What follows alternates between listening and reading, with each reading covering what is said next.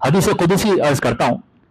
حضرت ابو ہریرہ رضی اللہ عنہ حدیث کو روایت کرتے ہیں کہ آقا علیہ الصلوۃ والسلام نے ارشاد فرمایا کہ اللہ تعالیٰ فرماتا ہے تفرغ لعبادتی، اے میرے بندے تو میری عبادت کے لیے اپنے آپ کو فری کر لے، میری عبادت کے لیے اپنے آپ کو فری کر لے. املا قلبک غنن، اس کا فائدہ یہ ہوگا کہ تیرے دل کو میں غنا کی کیفیت سے بھر دوں گا، ابنڈنس کی فیلنگ تجھے عطا کر دوں گا. وَأَمْلَأْ يَدَيْكَ رِزْقًا، اور تیرے جو دونوں ہاتھ ہیں نا اس میں رزق بھر دوں گا.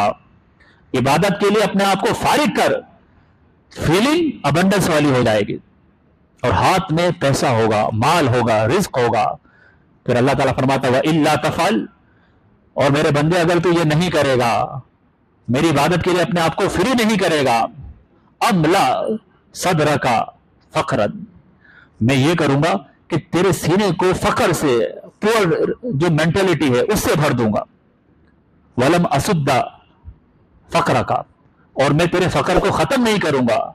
واملا یدیک شغلا، اور میں تیرے ہاتھ کو بیزی کر دوں گا، تو اپنے آپ کو بیزی محسوس کرے گا مگر اس بیزینس کے باوجود مال تیرے پاس نہیں آئے گا.